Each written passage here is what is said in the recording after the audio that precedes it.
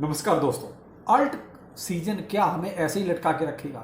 क्या हमारा भी कुछ कहते हैं ग्रीन ग्रीन सा कुछ नजर आएगा? देखिए, बीटीसी एक अच्छा मूव कर रहा है, बेशक अभी थोड़ा साइड में है।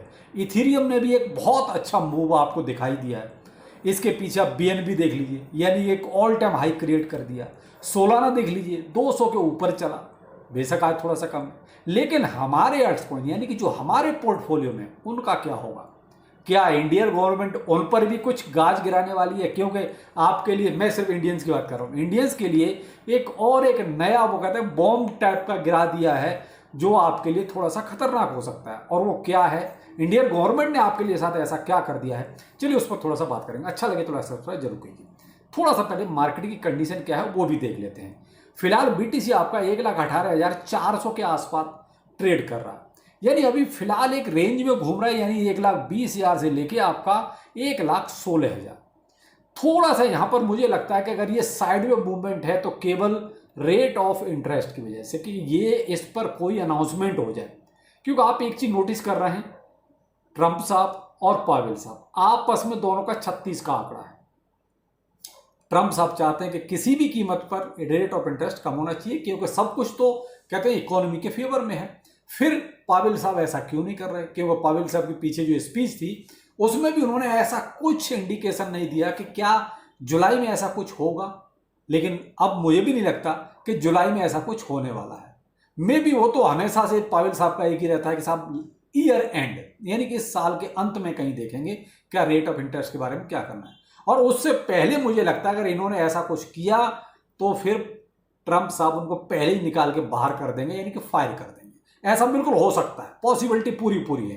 क्योंकि ट्रंप साहब भी वो कहते हैं भरे बैठे हैं, क्योंकि मार्केट उनको उनके अकॉर्डिंग चाहिए, जो नहीं हो पा रहा। क्योंकि सभी तो उसका वेट कर रहे हैं कि जैसे ही एक बार रेट ऑफ इंटरेस्ट का अनाउंसमेंट हो जाए। लेकिन ट्रंप साहब जो पिन मार रहे हैं ना, उसकी वजह से लगता है कि may be rate of interest year and से पहले ही हो जाना चाहिए। तो ये कुछ सीन अभी शायद इसकी वजह से ऐसा कुछ है।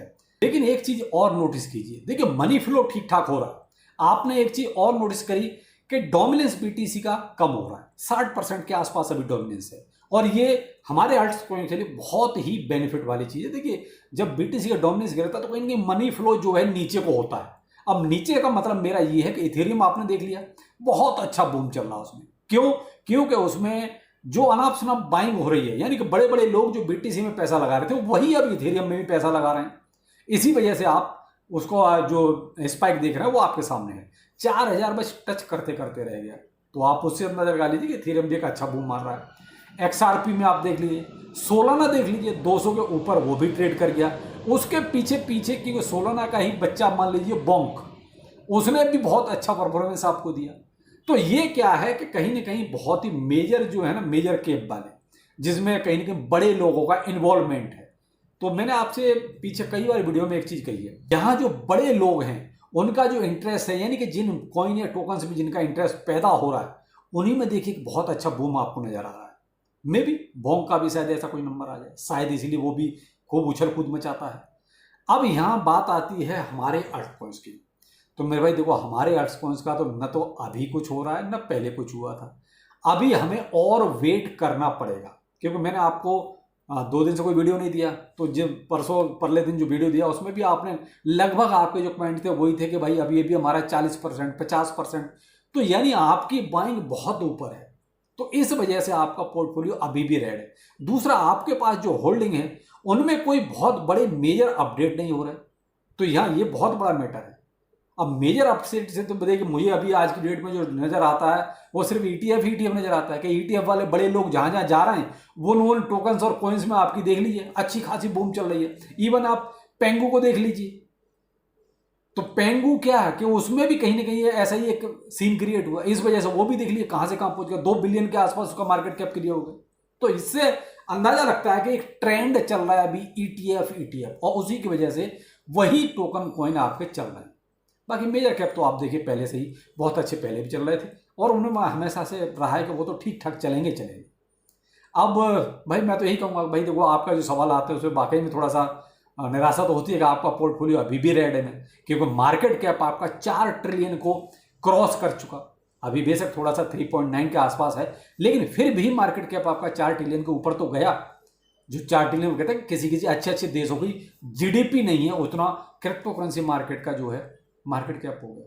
तो मैं यही कहूँगा भाई देखो निराश मत हो, आपका नंबर भी आएगा अगर आपके पास होल्डिंग एक अच्छे कहते हैं कुछ करेंसियों में है। तो अगर भाई देखिए मीम कॉइन्स टाइप के हैं तो भाई मीम कॉइन्स तो मुझे लगता है कि बिल्कुल ख़त्म ही आप मान लीजिए। आपके पास में आप खुद इस बात को क्लैरिफाई कर सकते हैं, कमेंट सेक्शन में जरूर बताइए कि मीम कॉइन्स के आपके क्या हाल है जो आपके पास होल्डिंग में। देखिए मेरे तो खत्म हो गए, मैं तो यही मान के चलता हूँ और मुझे उनमें बहुत ज़्यादा कोई यकीन भी नहीं है और ना बहुत ज़्यादा की उम्मीद है।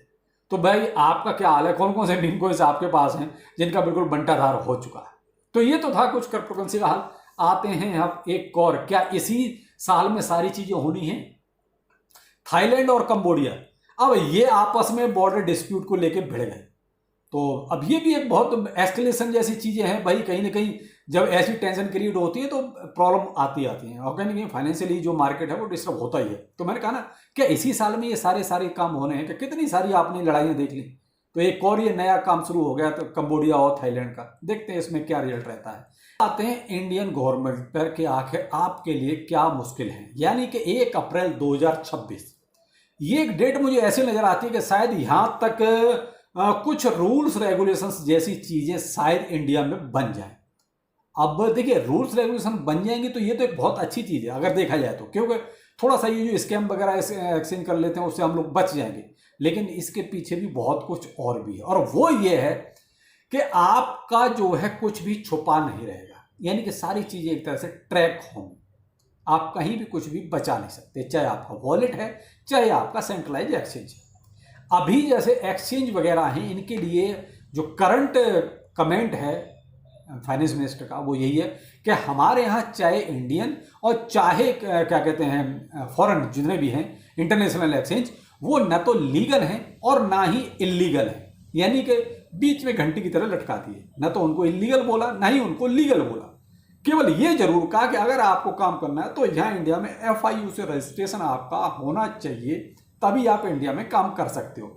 लेकिन लीगल फ्रेमवर्क कुछ भी नहीं है, इस वजह से उन्होंने ऐसा कहा भाई अभी इनके बारे में हम कोई स्पष्ट कुछ नहीं कह सकते, इनके करना क्या है, इलीगल है या इलीगल है, बस यानी बीच में लटका के छोड़ दिया। ये जरूर कह दिया कि FIU रजिस्ट्रेशन उनका जरूर होना चाहिए।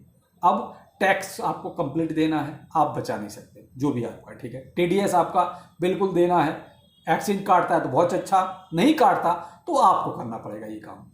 तो क्योंकि जितने भी इंटरनेशनल एक्सचेंज हैं बहुत से TDS नहीं काटते, लेकिन हो सकता है कि अगर उन्होंने कहीं डाटा शेयर किया तो फिर आपके लिए मुश्किलें हो सकती हैं। अब जैसे इन्होंने ये कहा है कि 1 अप्रैल 2026 तो वहाँ मुझे लगता है कि रूल्स रेगुलेशन शायद क्लियर कट हो जाएंगे और लागू हो जाएंगे, तो फिर आप कुछ भी छुपा नहीं पाएंगे, आपको टैक्स और TDS सब कुछ देना ही पड़ेगा।